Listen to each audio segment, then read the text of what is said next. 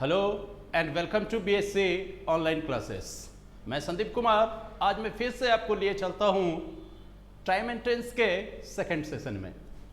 In the first session अगर हम लोग बात करें तो फर्स्ट सेशन में हमने किन किन बातों के बारे में जो कि डिस्कस किया, तो हमने ये कहा कि प्रेजेंट इंडेफिनिट टेंस का प्रयोग करके अस्थायी तौर पर होने वाले कार्यों को हम व्यक्त कर सकते हैं।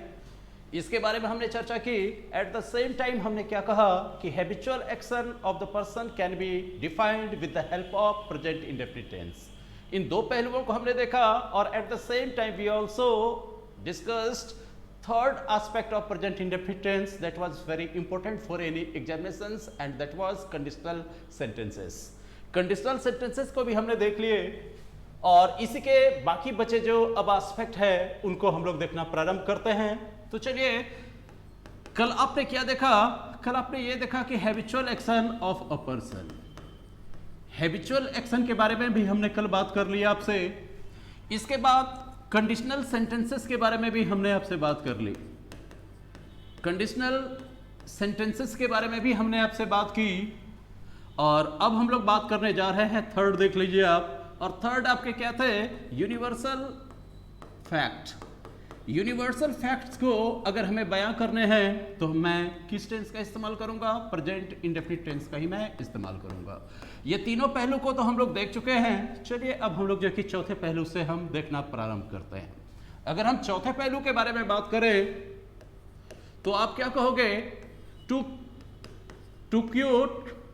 Coat a quotation. To quote a quotation, we use present indefinite tense. अगर कोटेशन को अगर आपको कोट करना है, अर्थात किसी के द्वारा कहे गए कथन को अगर आपको उद्धृत करना है, ठीक है, उसके लिए भी आप किसका प्रयोग करोगे? उसके लिए भी आप प्रेजेंट इंडेफिनिट टेंस का प्रयोग करोगे। प्रेजेंट इंडेफिनिट यहाँ मेरा कहने का मतलब क्या है? According to your subject you have to place इधर the first form of the verb और the fifth form and thereafter your object. Present indefinite कहने से तात्पर्य है मेरा सब्जेक्ट वर्ब का फर्स्ट फॉर्म या फिफ्थ फॉर्म और ऑब्जेक्ट के बारे में है। और यहां पर मैंने क्या कहा कि अगर आपको कोटेशन को कोट करना है तो उसके लिए भी आपको क्या करना होगा? प्रेजेंट इंडेफिनिट टेंस का सहारा लेना होगा। तो जैसे देखिए, अगर मैं कहता हूं kids says a thing of beauty, a thing of beauty is a joy forever. joy forever। देखिए, किड्स का ये कथन है कि खूबसूरत चीजें हमेशा के लिए आनंद देती हैं। तो यहां पर देखो, ये किसका कथन था? किसके कथन को उद्धृत किया है आपने?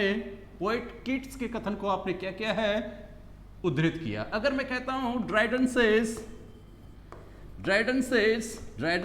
कहते हैं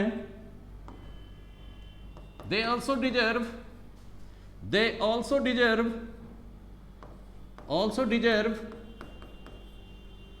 who only stand and wait, मतलब क्या है कि वो भी डिजर्व करते हैं, जो प्रतीक्षा करते हैं, जिसमें पेशेंस होता है, वो भी डिजर्व करते हैं कि उसके साथ क्या हो? जस्टिफिकेशन हो। ठीक, इसी तरह से अगर मैं कहता हूं Aristotle says man is a social animal.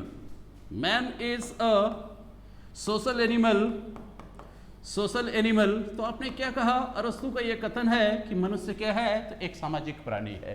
तो इस तरह से किसी भी के कथन को अगर आपको उद्धृत करना है, अगर उसको जस्टिफाई करना है अपनी सेइंग्स को, उसके इस स्टेटमेंट्स को कोट करते हुए, तो ये कोट करने के लिए आप यहाँ देख रहे हो कि किस टेंस का इस्तेमाल किया है आपने? तो यहाँ पर आपने प्रेजेंट इंडेफिनिट टेंस का इस्तेमाल किया है, अर्थात सब्जेक्ट के अकॉर्डिंग V1 या V5 प्लस ऑब्जेक्ट का इस्तेमाल करके आपने ये कोटेशन को उद्धृत किया है।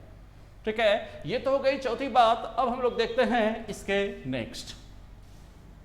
अगर हम यहां पर अब पांचवी बात अगर हम देखें, पांचवी बात अगर आप देखोगे तो आप क्या कहना चाहोगे?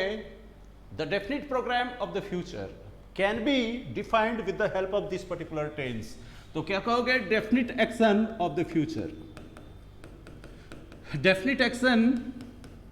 definite action of the future, of the future, मतलब क्या वो भविष्य के निश्चित प्रोग्राम को अगर आपको बयां करने हैं तो आपको किस टेंस का इस्तेमाल करना होगा? प्रेजेंट इंडेफिनिट टेंस का ही आपको इस्तेमाल करना होगा। ठीक है, अगर मैं कहता हूं कि हिज मैरिज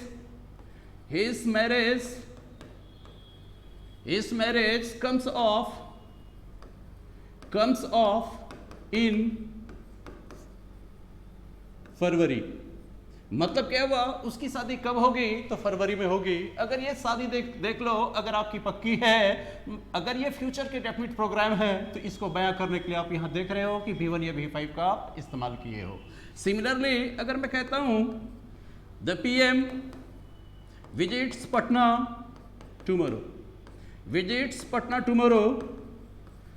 टुमारो, इसका मतलब क्या हुआ कि हमारे जो प्रधानमंत्री हैं वो कल किस प्लेस को विजिट करेंगे, किस टाउन को विजिट करेंगे? तो वो पटना विजिट करेंगे। ये क्या है? फ्यूचर के आपके डेफिनेट प्रोग्राम है। और अगर आपको फ्यूचर के डेफिनेट प्रोग्राम को अगर आपको बयां करना है तब भी आप किसका प्रयोग करोगे? प्रेजेंट इंडेफिनिट टेंस का ही आप प्रयोग करोगे। चलो ठीक है, अब हम लोग देखते हैं छठा। अगर हम लोग छठा देखने जाएं तो आप क्या कहोगे कि हैबिचुअल एक्शन के बारे में कल आपने देख लिया था कि किसी भी इंसान के आदत संबंधी क्रियाकलाप को अगर आपको बयां करना है तो उसके लिए भी आप किसका प्रयोग करोगे? प्रेजेंट इंडेफिनिट टेंस का प्रयोग करोगे। जैसे देख लो, आपने स्टेटमेंट्स क्या लिखा था? She goes to her bed at 9:30 PM। वो सोने कब जाती है? तो 9:30 बजे वो सोने जाती है। और जब कभी भी हम लोग हैबिचुअल एक्शन के बारे में बात करते हैं तो खास करके ये देखो कि ये छोटे छोटे फ्रेजेस का भी हम लोग इस्तेमाल करते हैं। जैसे आप लिखते हो वंस अ वीक सप्ताह में एक बार, वंस अ मंथ महीने में एक बार। अगर आप लिखते हो वंस अ ईयर, इसका मतलब क्या हुआ? साल में एक बार। ठीक है, ठीक इसी तरह से अगर आप लिखते हो ऑलवेज का प्रयोग करते हो आप। ऑलवेज मतलब क्या हो गया आपका? हमेशा। अगर आप लिखते हो समटाइम्स आप लिखते हो समटाइम्स हो गया। अगर आप लिखते हो जनरली, अगर आप लिखते हो यूजुअली, अगर आप लिखते हो ऑफन। ये जो बारंबारता बतलाने वाले जो शब्द हैं, फ्रीक्वेंसी बतलाने वाले जो शब्द हैं, हैबिचुअल एक्शन के साथ इसको अटैच कर सकते हो। इन्हीं में एक बात आपको देखने लायक है, आपको केयरफुल होना चाहिए। उस बिंदु के बारे में देखो, आपको क्या केयरफुल होना चाहिए कि अगर हैबिचुअल एक्शन में ही बारंबारता बताने वाले शब्द यानी फ्रीक्वेंसी बताने वाले शब्द अगर स्कार्सली, हार्डली और रेयरली जैसे शब्द का अगर प्रयोग हो जाए, रेयरली जैसे शब्द का प्रयोग हो, तो आपको क्या करना होगा कि थोड़ा सा आपको केयरफुली इसे हैंडल करना होगा। केयरफुली हैंडल करने का मतलब क्या हुआ कि ये तीनों के तीनों वर्ड्स जो माने जाते हैं ये निगेटिव वर्ड्स माने जाते हैं। ये निगेटिव वर्ड्स माने जाते हैं, निगेटिव मीनिंग कैरी करते हैं ये। अर्थात जिस सेंटेंस में आप इन तीनों में से किसी का भी प्रयोग करोगे, उस सेंटेंस में न तो आप डू नॉट का प्रयोग कर सकते हो, न तो आप डज नॉट का प्रयोग कर सकते हो, और ना ही पास्ट इंडेफिनिट में ले जाओगे तो आप डिड नॉट का प्रयोग कर सकते हो। अर्थात ये पहले से ही निगेटिव मीनिंग कैरी करते हैं, इसीलिए इसके साथ अनदर निगेटिव वर्ड का इस्तेमाल आप नहीं करोगे। और तीनों का मतलब क्या होता है? नहीं के बराबर। नहीं के बराबर अगर चलो मैं एक स्टेटमेंट्स लिख करके देखता हूं, वह शायद ही सिनेमा देखती है, वह शायद ही सिनेमा देखती है, सिनेमा देखती है। तो चलो इस स्टेटमेंट्स को अगर आप ट्रांसलेट करोगे तो क्या लिखोगे? सी रेयरली, तीनों में से कोई भी एक का इस्तेमाल कर सकते हो। सी रेयरली विजिट्स एनी मूवीज, मतलब वो शायद ही कोई सिनेमा देखती है। और जब आप जान रहे हो कि ये स्टेटमेंट्स आपका नेगेटिव है, ये शब्द के आ जाने से ये स्टेटमेंट्स नेगेटिव हो चुका है, तो यहाँ किसका प्रयोग होगा? आपको एनी का प्रयोग होगा। अगर इस जगह पे अगर आप सम जैसे शब्दों का प्रयोग करोगे तो ये क्या माना जाएगा? गलत माना जाएगा दोस्त। तो इस तरह से आप क्या ध्यान में रखोगे, चाहे कि आपका हार्डली हो, स्कार्सली हो या कि रेयरली हो। अगर मैं कहता हूं यू हार्डली टेल्स अ लाई, तो यहां तो क्या हो गया? गलती क्या हो गई आपकी? स्टेटमेंट्स तो आपने नेगेटिव रखा, लेकिन सब्जेक्ट आपका यू था, तो आपको टेल्स अ लाई नहीं करना था, बल्कि आपको क्या करना चाहिए था? यू हार्डली टेल अ लाई। इसका मतलब क्या? आप शायद ही झूठ बोलते हो, आप शायद ही झूठ बोलते हो, अर्थात आप झूठ नहीं बोलते हो। तो हैबिचुअल एक्शन में अगर ये छोटे छोटे शब्द आएंगे तो इसके बारे में भी आप क्या रहना? तो केयरफुल रहना। अब चलते हैं, फिर आगे चलते हैं। अगर हम आगे चलते हैं तो आप देखते हैं कि आपके ऑप्शंस नंबर 7, अगर 7 में अगर आप देखोगे तो आपको यह देखना होगा for the running commentary of radio और टेलीविजन, रनिंग कमेंट्री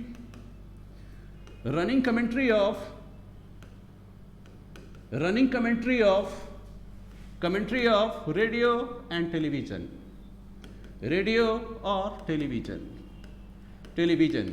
अगर आप मैच देखते हो, चाहे आप टेलीविजन पर मैच देखते हो, चाहे कि आप रेडियो पर अगर आप मैच का आंखों देखा हाल का विवरण अगर आप सुन रहे हो और उसका विवरण अगर आपको जो कि बयां करना है, तो उसके लिए भी आपको किस टेंस का इस्तेमाल करना होगा? आपको प्रेजेंट इंडेफिनिट टेंस का इस्तेमाल करना होगा आपको।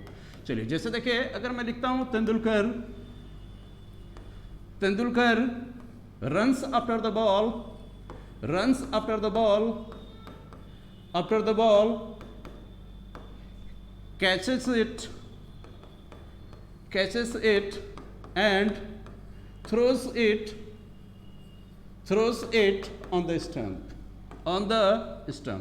अब जैसे देखो कि अगर आप टेलीविजन पर भी या रेडियो पर अगर आप इस प्रसारण का आंखों देखा विवरण जब आपको सुनाए जाते हैं तो कहा जाता है, जैसे देख लो कि तेंदुलकर बॉल के पीछे भाग रहे हैं, उन्होंने बॉल को पकड़ा और उठाकर फेंक दिया है स्टंप पे।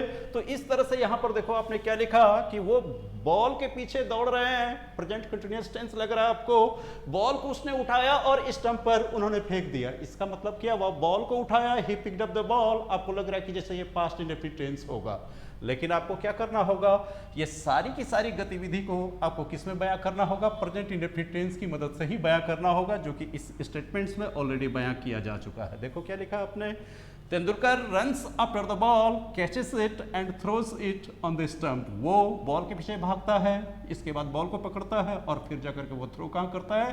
तो स्टंप पे करता है। तो रेडियो या टेलीविजन में जो रनिंग कमेंट्री बयां किए जाते हैं, वो बयां करने के लिए भी आपको किस टेंस का सहारा लेना पड़ता है? तो प्रेजेंट इंडेफिनिट टेंस का सहारा लेना पड़ता है। चलो, अब हम लोग देखते हैं नेक्स्ट अगर देखें हम 8वां अगर हम पॉइंट देखें तो 8वां पॉइंट में आप क्या कहोगे कि खास करके फिल्म या कि प्लेस में जो घटनाएं घटती है, ठीक है, अगर सिनेमा में या किसी नाटक में या जो भी घटनाएं घटती है उसको अगर आप तरोताजा यानी क्या हुआ रिफ्रेशिंगली अगर आप रिप्रेजेंट करना चाहते हो तो इसके लिए भी आपको किस टेंस का सहारा लेना पड़ता है? तो इसके लिए भी आपको प्रेजेंट इंडेफिनिट टेंस का सहारा लेना पड़ता है। चलो, जैसे देखो क्या कि अगर मैं एक कंटेक्स्ट लिख रहा हूं, in the first episode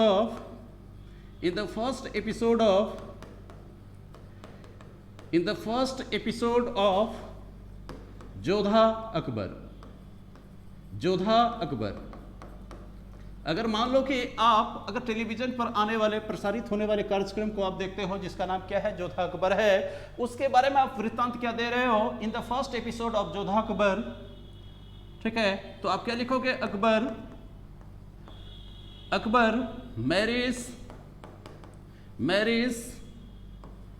a Rajput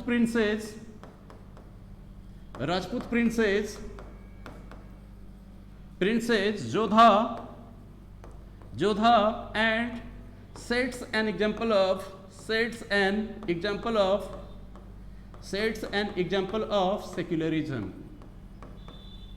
secularism।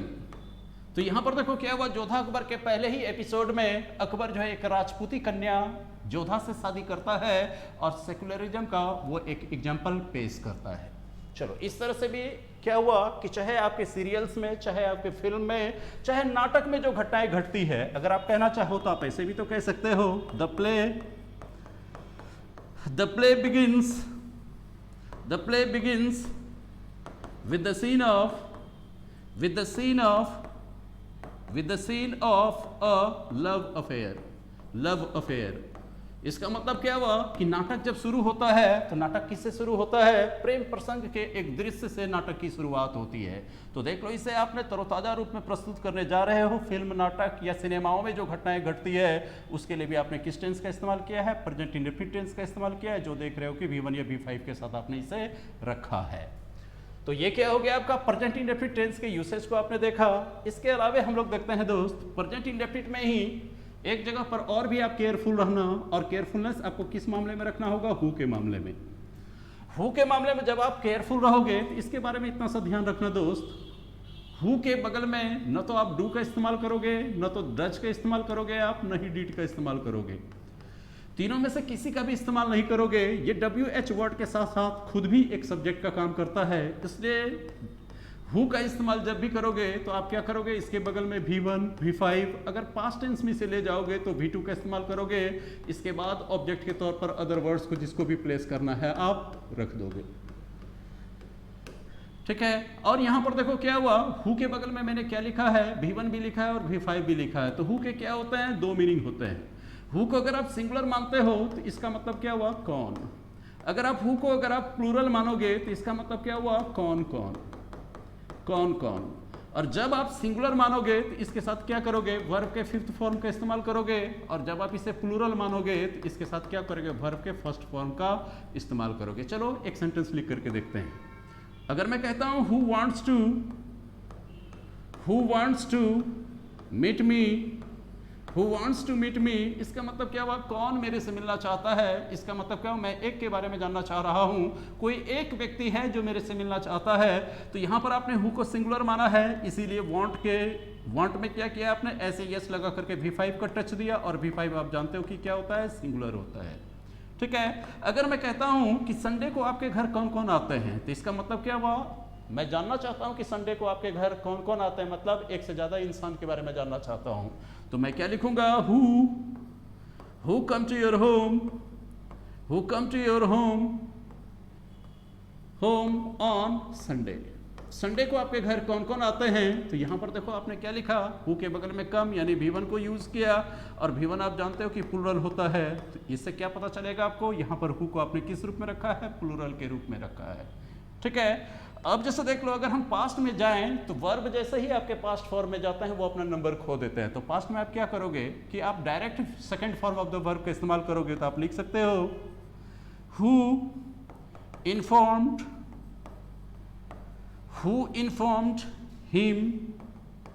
Him about the mishap. इसका मतलब क्या हुआ, किसने उसे दुर्घटना के बारे में सूचना दी थी। तो इस तरह से क्या करेंगे हम, हु का इस्तेमाल जब भी करेंगे हम दोस्त, हु के बगल में हम ना तो डू का इस्तेमाल करेंगे, ना तो डच का इस्तेमाल करेंगे, और ना ही हम लोग क्या करेंगे, डिड का इस्तेमाल करेंगे। तो इस तरह से क्या हुआ, इस तरह से हम लोगों ने प्रेजेंट इंडेफिनिट के जो यूसेज होते हैं, जहां जहां पर आप इसका प्रयोग करोगे, उन बिंदुओं के बारे में हम लोगों ने चर्चा कर लिया। अब चलते हैं हम लोग प्रेजेंट कंटिन्यूअस टेंस के बारे में हम बात करते हैं। अब अगर टाइम के अकॉर्डिंग जो आपने टेंस का वर्गीकरण किया है, तो सबसे पहले आपने प्रेजेंट इंडेफिनिट के बारे में कुछ इन्फॉर्मेशन आपने डिराइव कर लिया। अब हम लोग जो इन्फॉर्मेशन डिराइव करने जा रहे हैं वो किसके बारे में, प्रेजेंट कंटिन्यूअस टेंस के बारे में। प्रेजेंट कंटिन्यूअस टेंस, या आप इसे कह सकते हो प्रेजेंट प्रोग्रेसिव का भी नाम दे सकते हो, प्रेजेंट प्रोग्रेसिव का भी नाम दे सकते हो, या आप इसी को आप प्रेजेंट इम्परफेक्ट टेंस भी कह के बुला सकते हो। इसे आप प्रेजेंट इम्परफेक्ट टेंस भी कह के बुला सकते हो। और हिंदी में हम लोग इसे क्या कहते हैं, अपूर्ण वर्तमान काल। अपूर्ण वर्तमान काल, अपूर्ण वर्तमान काल का मतलब क्या हुआ, इस टेंस का प्रयोग आप वैसे कार्यों के लिए करेंगे जो कार्य वर्तमान समय में संपन्न नहीं हुआ, बल्कि वो काम चल ही रहा है, ठीक है। तो आप क्या कहोगे, this tense is used for the ongoing action of the present. हम क्या कहेंगे, this tense is used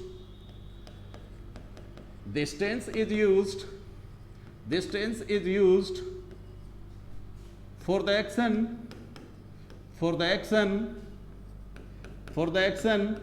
that is going on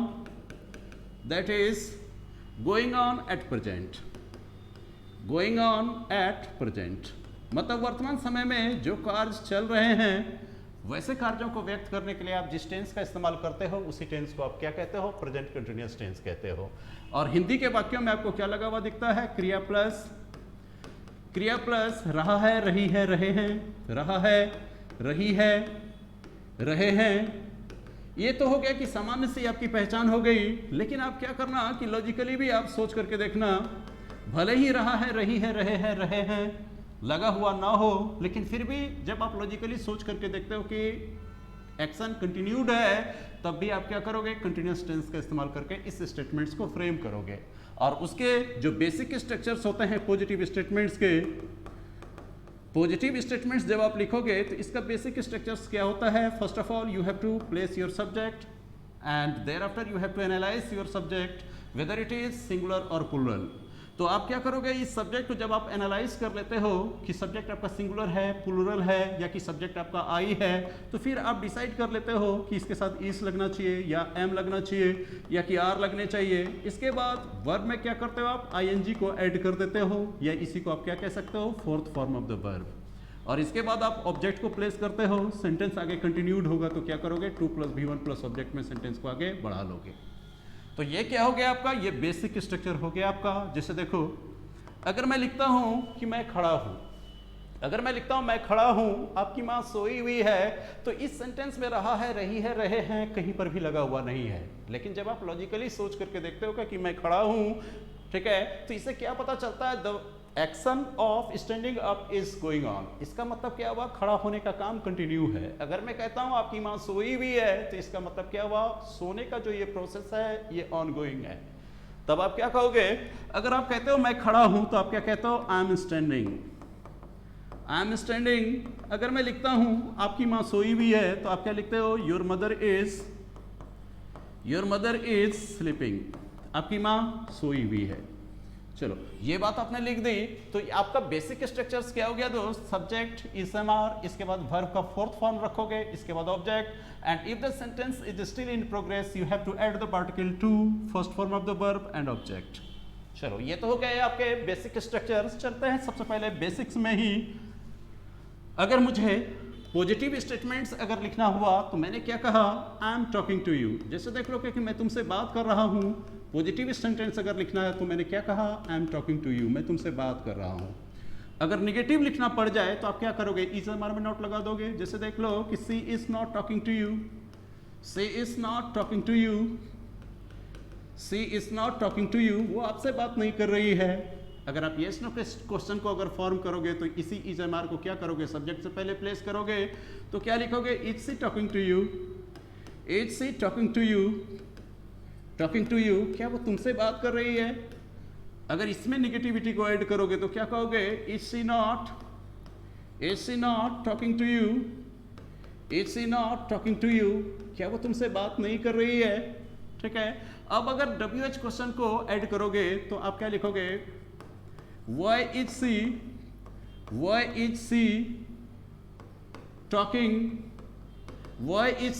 talking to me, वो मुझसे बात क्यों कर रही है। इसमें जब आप निगेटिविटी को अटैच करोगे तो क्या लिखोगे, why is she not talking to you, वो आपसे बात क्यों नहीं कर रही है। इस तरह से अगर बेसिक अगर हम देखें तो कैसे पॉजिटिव स्टेटमेंट्स बनेगा, कैसे निगेटिव बनेगा, इंटरोगेटिव में खास करके यस नो क्वेश्चंस कैसे बनेंगे, WH क्वेश्चंस कैसे बनेंगे, ये बेसिक स्तर पे आपको पता है। जब आपको ये पता है कि वर्तमान समय के जो ऑनगोइंग एक्शंस हैं, जो काम चल रहे हैं, उस काम को व्यक्त करने के लिए आप क्या करोगे, जो वाक्य का सब्जेक्ट होगा उसको प्लेस करोगे, उसके अकॉर्डिंग इसएमआर को प्लेस करोगे, और वर्ब में क्या करोगे, आईएनजी को ऐड कर दोगे, और इस तरह से क्या होगा कि continued action of the present को डिफाइन कर लिया जाएगा। ये तो हो गया बेसिक्स। अब हम लोग देखते हैं इस टेंस के यूसेज में कहाँ कहाँ आपको केयरफुल होने की जरूरत है। अगर हम केयरफुलनेस को लेकर के देखें तो आप क्या देखोगे, अगर सेंटेंस में नाउ का प्रयोग किया हुआ है या प्रेजेंटली का प्रयोग किया हुआ है, प्रेजेंटली का प्रयोग किया हुआ है, या कि एट द मोमेंट का प्रयोग किया हुआ है, एट द मोमेंट का प्रयोग किया हुआ है, या कि करंटली जैसे शब्द का प्रयोग अगर किया हुआ है, करंटली जैसे शब्दों का प्रयोग किया हुआ है, जिसका मतलब क्या होता है, अब या अभी। क्या कहोगे, अभी कहो, या तो आप क्या कहोगे, अब। अगर देखोगे कि कोई भी स्टेटमेंट्स बना हुआ है, अगर उस स्टेटमेंट्स में अगर इन चारों में से कोई भी शब्द अगर आपको दिखे तो आप ये श्योर हो जाना कि the statement should be form using continuous tense. Statements को किस टेंस का इस्तेमाल करके बनाया जाना चाहिए, तो कंटिन्यूअस टेंस का इस्तेमाल करके बनाया जाना चाहिए। अगर कंटिन्यूअस टेंस में नहीं बनाया गया है, किसी अन्य टेंस में अगर सेंटेंस को बनाया गया है, तो क्या कहोगे, error has scraped into this part of the statements. जैसे देख लो, अगर आप कहते हो अभी मैं खाना बना रहा हूं, तो आप क्या बनाते हो? I am cooking food now, अभी मैं खाना बना रहा हूं। तो यहां पर देख लो कि नाउ जैसे शब्द का प्रयोग हुआ, और यहां पर आप क्या कर रहे हो? Is am are plus V4। इसका मतलब क्या हो गया कि आप प्रेजेंट कंटिन्यूअस टेंस का यूज कर रहे हो। अगर मैं कहता हूं presently she is talking to her father, to her father, इसका मतलब क्या हुआ? अभी वो क्या कर रही है? तो अपने पिताजी से बात कर रही है। ठीक है। अगर मैं कहता हूं कि your mother is reading the newspaper at the moment, reading the newspaper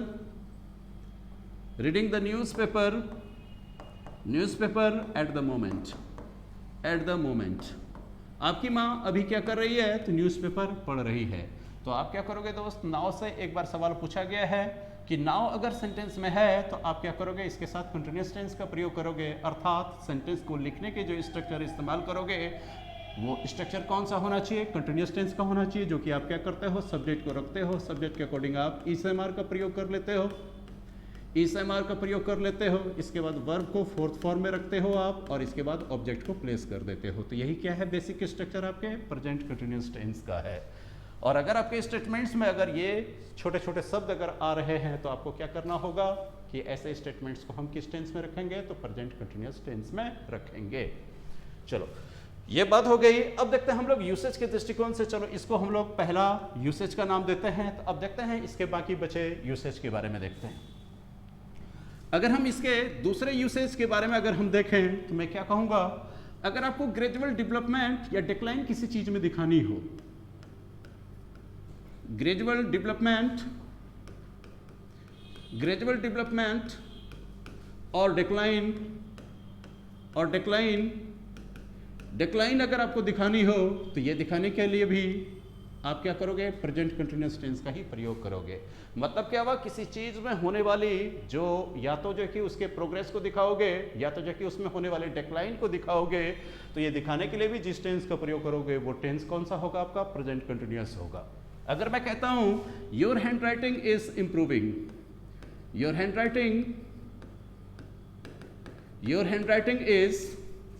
is improving, आपकी हैंड राइटिंग अच्छी हो रही है। तो क्या होगा? ऐसा नहीं है कि आपकी हैंड राइटिंग अच्छी नहीं है। अगर आप लिखना शुरू करते हो तो इसका मतलब ये नहीं कि ओवरनाइट जो कि आपकी हैंड राइटिंग अच्छी हो जाएगी, but by day by day इसमें क्या देखने को मिलेगा? आपको इंप्रूवमेंट देखने को मिलेगा। ठीक है। अगर मैं लिखता हूं हर health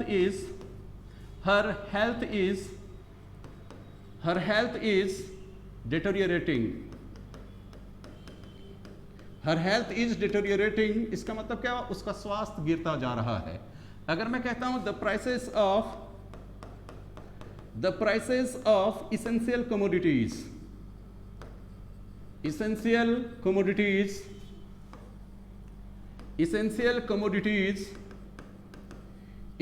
commodities are going high।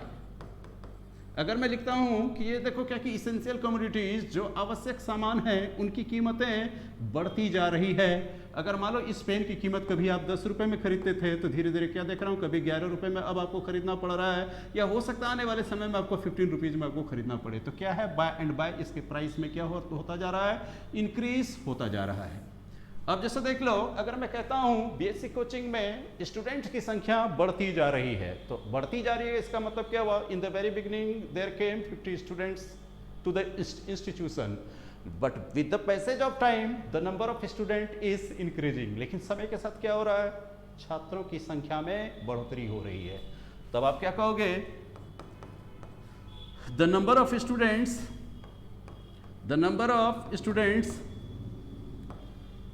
is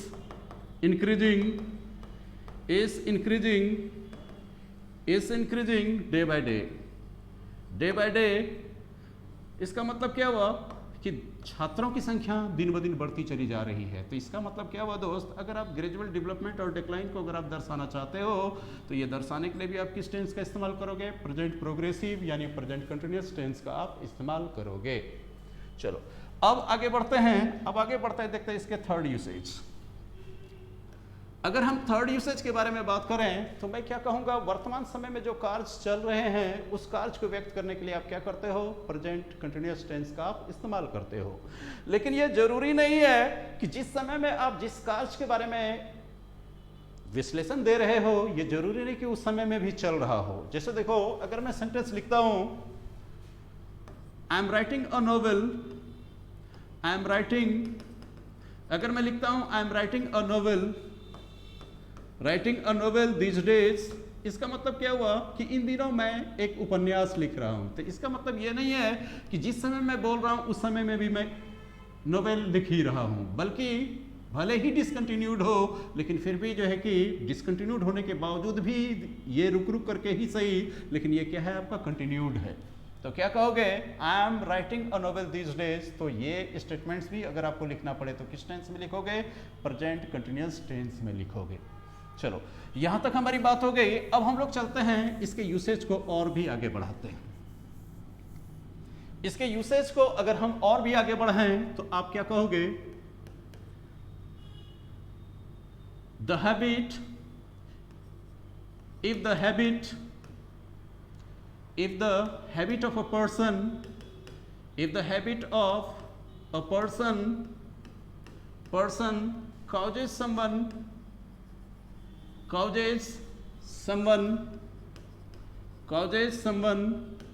irritation or annoyance,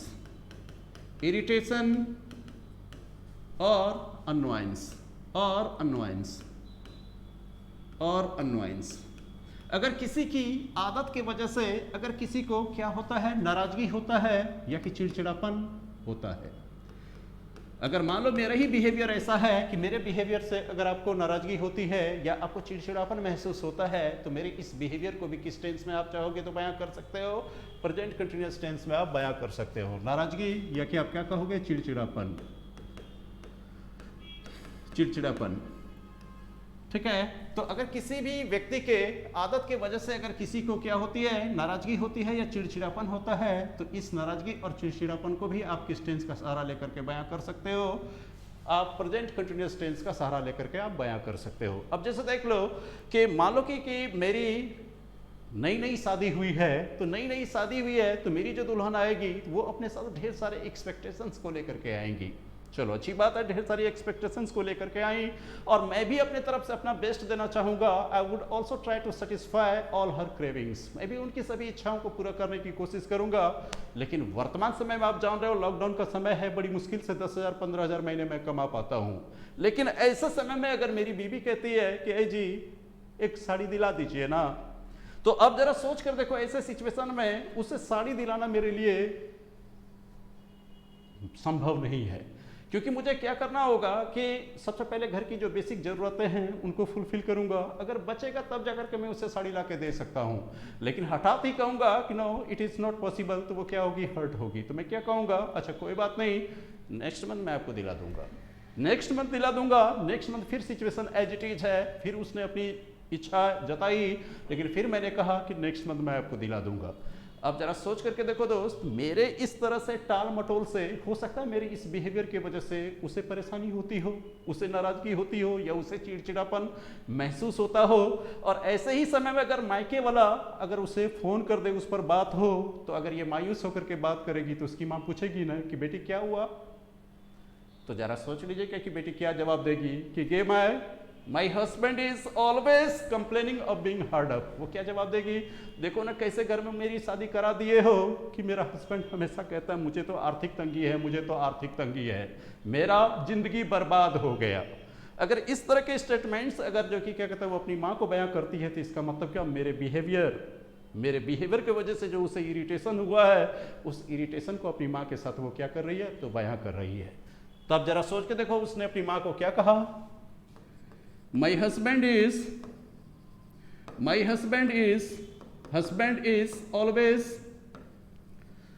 always complaining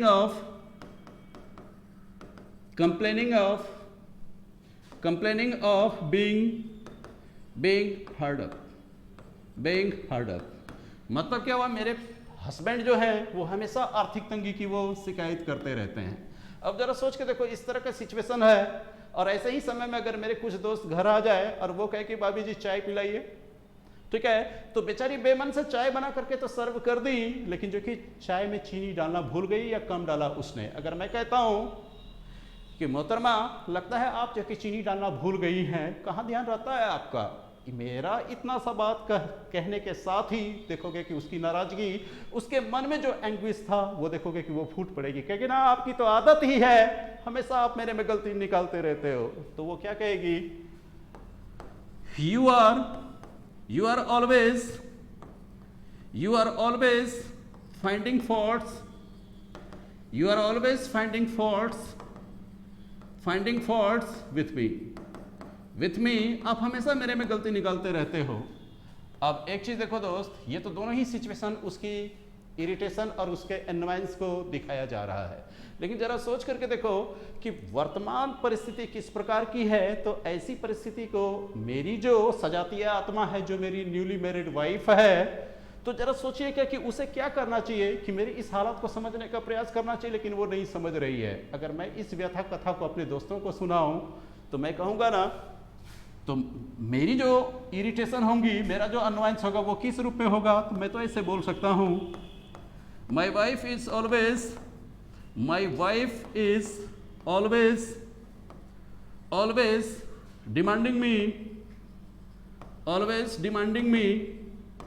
demanding me new saris.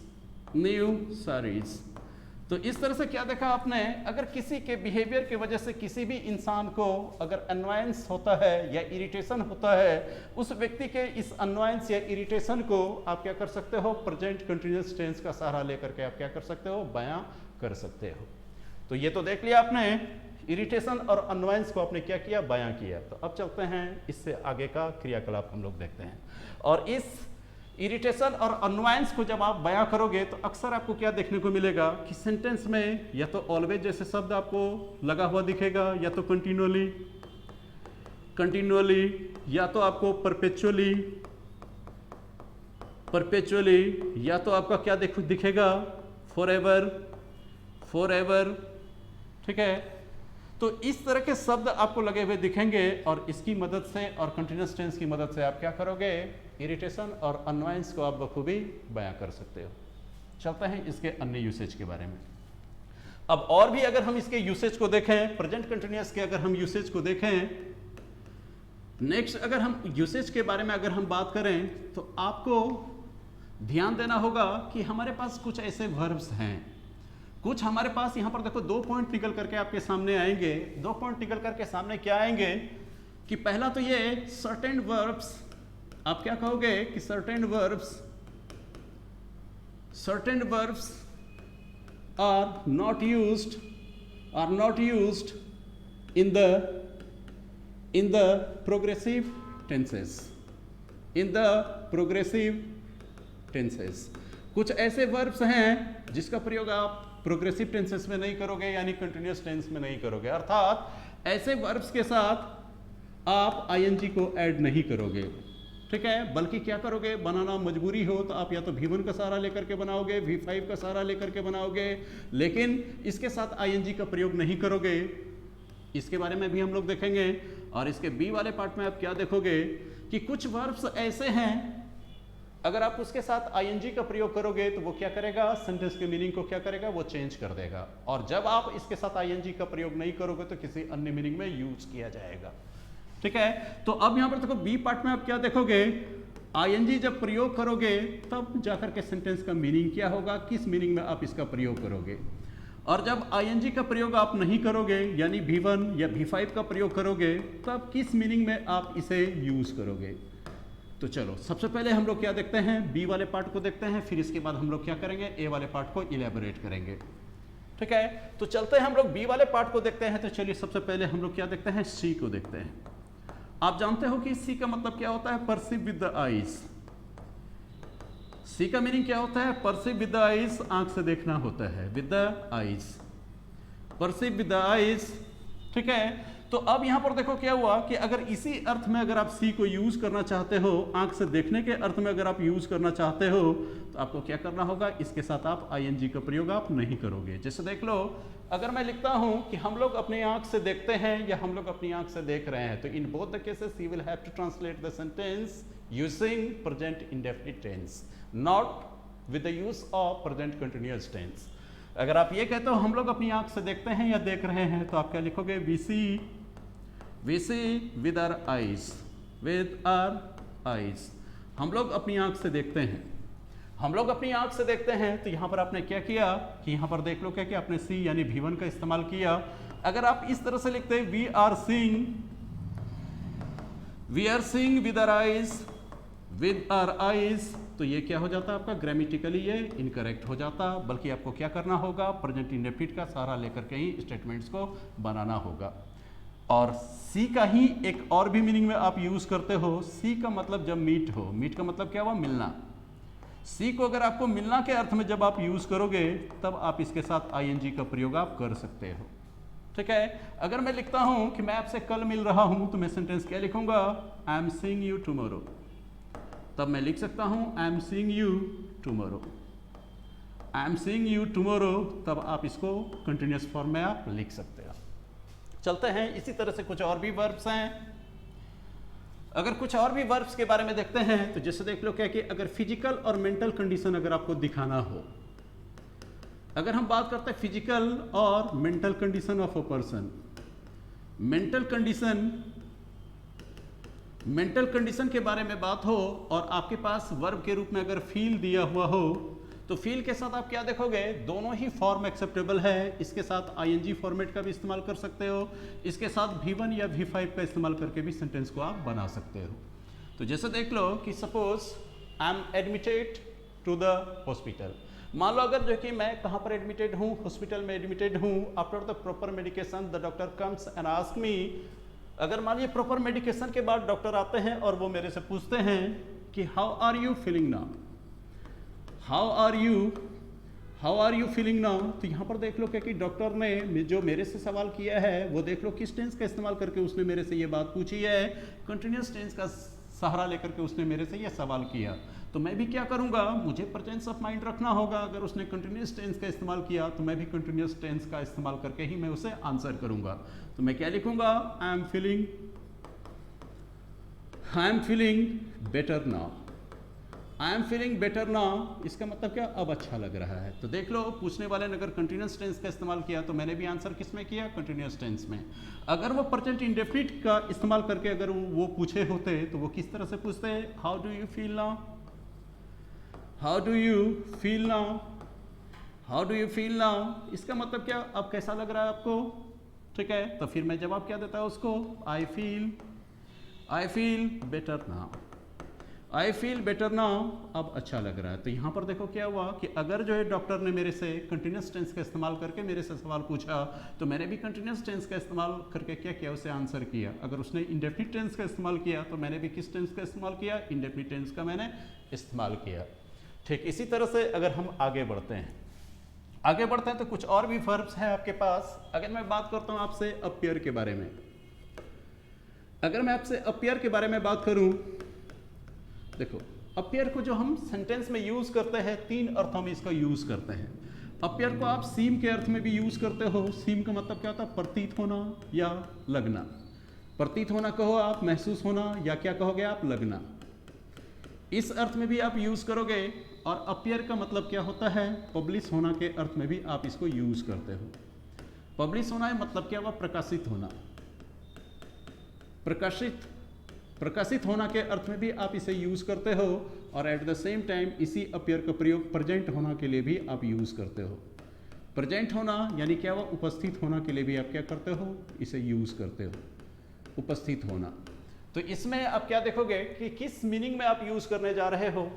अगर महसूस होना या लगना के अर्थ में यूज करने जा रहे हो, तो आप क्या करना, आईएनजी का प्रयोग नहीं करना। लेकिन अगर पब्लिश होना के अर्थ में यूज करोगे, तो आप आईएनजी का प्रयोग कर सकते हो। और अगर प्रेजेंट होना के अर्थ में यूज करोगे, तब भी आप आईएनजी का प्रयोग कर सकते हो। चलो सेंटेंस में बना करके देखते हैं। अगर मैं लिखता हूं इट अपियर्स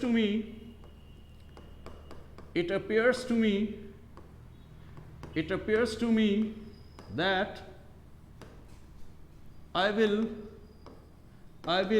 fall ill. देखो सेंटेंस क्या कहता है कि मुझे ऐसा लग रहा है कि मैं बीमार पड़ जाऊंगा। तो यहां पर देख लो क्या है, वर्ब के फिफ्थ फॉर्म का इस्तेमाल किया गया, ना कि it is appearing to me लिखोगे आप।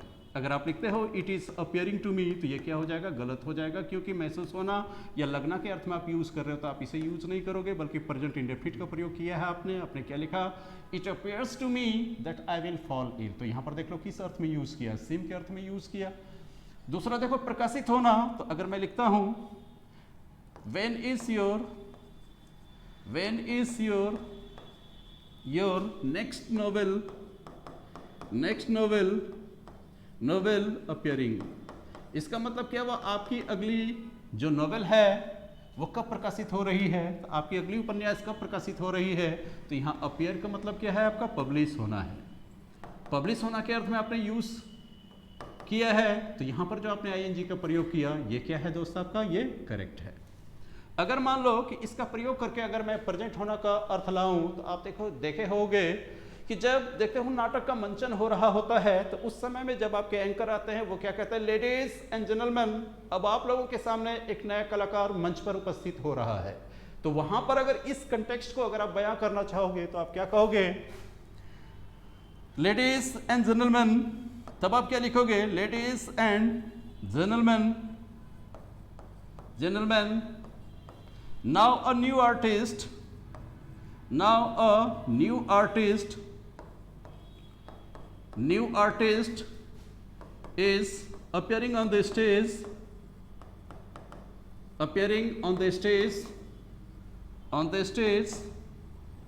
before you।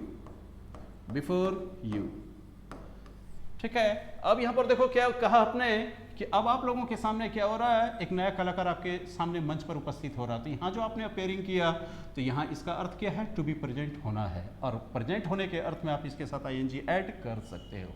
चलो ये तो हो गया आपका किसके बारे में, अपियर के बारे में। ठीक इसी तरह से आपको दो पहलुओं के बारे में और भी देखना है, एक है आपका हियर और दूसरा है आपका थिंक। अब यहाँ पर देखो अगर मैं हियर के बारे में बात करूं, हियर का मतलब क्या होता है, कान से सुनना। अगर सुनना के अर्थ में जब आप इसे यूज करोगे तो इसके लिए आईएनजी की जरूरत नहीं है, बल्कि आप क्या करोगे, V1 या V5 का इस्तेमाल करके स्टेटमेंट्स को बना दोगे। अगर मैं कहता हूं हम लोग शोर शराबा सुन रहे हैं, शोरगुल की आवाज आ रही है, तो क्या लिखोगे, वी हियर सम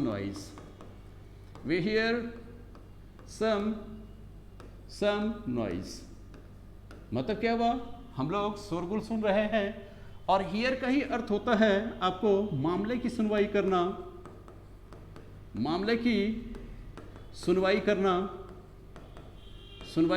जैसे देखते हो ना कोर्ट में जज क्या करते हैं, मामले की सुनवाई करते हैं ना। तो अगर उस अर्थ में अगर आप हियर को यूज करना चाहोगे तो क्या लिखोगे, द जज is hearing the case today in the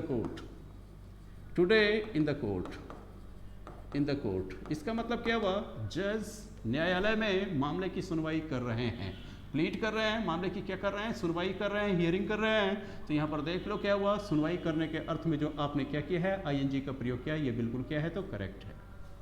अब इसके बाद देखते हैं हम लोग थिंक के बारे में। अगर हम लोग थिंक के बारे में देखें तो थिंक को भी दो तरीके से आप यूज करते हो।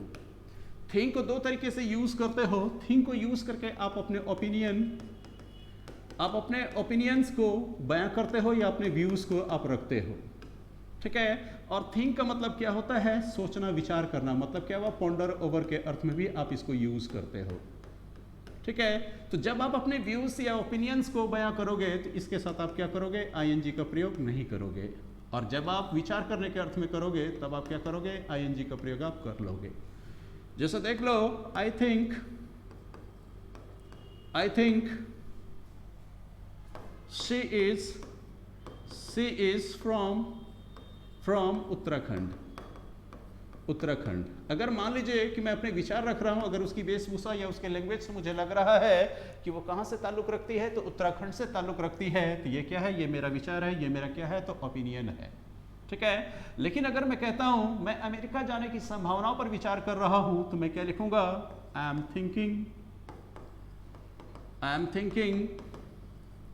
Thinking to go to America.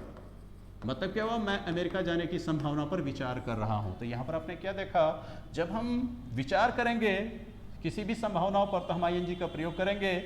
जब अपने हम व्यूज या ओपिनियंस को बयां करेंगे तो हम क्या करेंगे, इसके साथ आईएनजी का प्रयोग हम नहीं करेंगे।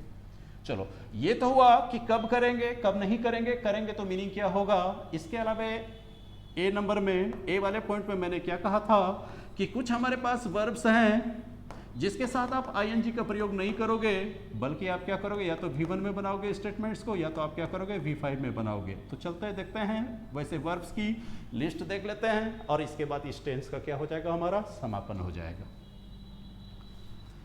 मैंने क्या लिखा था, फर्स्ट ऑप्शन में मैंने क्या लिखा था, सर्टेन वर्ब्स आर नॉट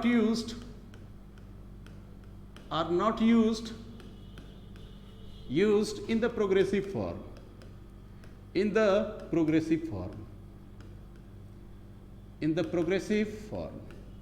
कुछ वर्ब्स हैं जिसका इस्तेमाल आप प्रोग्रेसिव फॉर्म में नहीं करोगे। देख लो इनमें से क्या क्या आ जाएगा, इनमें से क्या आ जाएगा, सी का मतलब कब क्या हो, देखना हो, मिलना ना हो, ठीक है। इसके बाद देख लो सी हो गया आपका, फिर रिमेंबर, अगर आप कहते हो लाइक,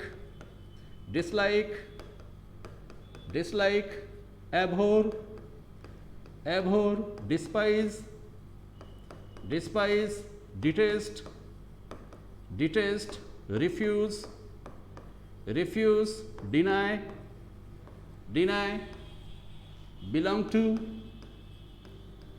बिलोंग टू, कंप्राइज। इसके बाद देख लो फिर आपका क्या है, कंसिस्ट के साथ प्रीपोजिशन ऑफ यूज होता है दोस्त। कंप्राइज के बाद आपका कोई भी प्रीपोजिशन यूज नहीं होता, नो प्रीपोजिशन। इसके बाद देख लो फिर आपका रिजेंबल है, ठीक है, रिजेंबल हो गया आपका। फिर इसके बाद देख लो इक्वल, ठीक है। इसके बाद चलते हैं देखते हैं इसके मीनिंग को। जब आप देखोगे तो आप क्या देखोगे, रिमेंबर का मतलब क्या होता है, याद करना होता है। लाइक डिसलाइक आप जान रहे हो, पसंद करना। एबहोर का भी मतलब क्या हुआ, नफरत करना। डिस्पाइज मतलब भी क्या हो गया, नफरत करना। डिटेस्ट भी मतलब क्या हुआ, नफरत करना। डिनाई इनकार करना, रिफ्यूज इनकार करना। इसके बाद देखो एक्सेप्ट यूज करते हो। अगर आप कहते हो ओ का मतलब क्या होता है, ऋणी होना का मतलब क्या हुआ, कर्जदार होना। ऋणी होना यानी कर्जदार होना, ठीक है। ठीक इसी तरह से अगर आप फिट सब का इस्तेमाल करते हो, ठीक है, फिट का भी मतलब क्या होता है, फिट होना हुआ। अगर आप कहते हो स्मेल, अगर आप कहते हो टेस्ट आप कहते हो, तो इस तरह के जो ये सारे वर्ब्स हैं, ऐसे वर्ब्स के साथ आप क्या करोगे, आईएनजी का प्रयोग नहीं करोगे। जैसे देख लो एक एग्जांपल लिखता हूं कि मुझे कुछ याद आ रहा है। अगर मैं लिखता हूं मुझे कुछ याद आ रहा है, मुझे कुछ याद आ रहा है, तो आप ऐसे में नहीं बना देना कि I am remembering something, I am remembering something, इस तरह से नहीं लिखना दोस्त। बल्कि आपको क्या लिखना चाहिए था, बल्कि आपको लिखना चाहिए था आई रिमेंबर समथिंग। आपको क्या लिखना चाहिए था, आई रिमेंबर समथिंग। और इसके बाद देखो अगर रहेगा कि मैं तुमसे प्यार करता हूं या मैं तुमसे प्यार कर रहा हूं, दोनों ही केस में आपको क्या लिखना चाहिए था, आई लव यू लिखना चाहिए था। बल्कि आपको ये नहीं लिखना चाहिए था आई एम लविंग यू। अगर इस तरह से लिखोगे तो ये क्या हो जाएगा, गलत हो जाएगा। अब आप कहोगे सर मैगडी में जो लिखा हुआ है तो वो क्या है कि टीचर के तौर पर लिखा गया है, लेकिन रिटन इंग्लिश में अगर लिखोगे तो ये क्या माना जाएगा दोस्त, आपका इनकरेक्ट माना जाएगा। तो ये सारे वर्ब्स थे जिसे आप क्या करोगे, जिसके साथ कभी भी आप आईएनजी का इस्तेमाल करके आप क्या करोगे, स्टेटमेंट्स मेकिंग आप नहीं करोगे। तो इस तरह से हम लोगों ने क्या देखा दोस्त, प्रेजेंट कंटिन्यूअस टेंस का यूज हम किस किस कंटेक्स्ट में करेंगे, कहाँ कहाँ करेंगे, वो सभी पहलुओं के बारे में मैंने आपको दिखा दिया। और अब नेक्स्ट सेशन में जो हम लोग आपसे बात करेंगे, प्रेजेंट परफेक्ट टेंस के बारे में बात करेंगे, प्रेजेंट परफेक्ट कंटिन्यूअस टेंस के बारे में बात करेंगे। इसी तरह से बाय एंड बाय क्या करेंगे, सभी टेंस के बारे में विस्तृत जानकारी हासिल करेंगे। और इस जानकारी के बाद फिर हम क्या देखेंगे कि इसी चैप्टर से डिफरेंट एग्जामिनेशंस में किस किस तरह के सवाल आए हैं, उन सवालों का फिर हम लोग क्या करेंगे, उसका एनालिसिस करेंगे एक दूसरे के साथ। तो चलते हैं इसी इन्फॉर्मेशन के साथ आज के झकी इस सेशन को हम लोग यहीं पे एंड करते हैं और आशा करते हैं कि आप लोगों को ये सारी इन्फॉर्मेशन जो है फ्रूटफुल साबित हो रही होंगी। और वाकई अगर आपको वीडियो अच्छे लग रहे हैं आप इसे लाइक करें, सब्सक्राइब करें, अपने दोस्तों के बीच में शेयर करें। और अगर किसी भी प्रकार की कोई परेशानी आ रही हो जो चैप्टर्स मैं कवर कर चुका हूं, आप कमेंट सेक्शन में अपने क्वेश्चंस को पोस्ट करें ताकि नेक्स्ट सेशन में मैं क्या करूं कि उन सारे क्वेश्चंस को मैं आपको आंसर कर सकूं। तो चलिए स्वस्थ रहिए, सुरक्षित रहिए और मिलते हैं फिर से इसी चैनल पर कल, और तब तक के लिए खुदा हाफिज़।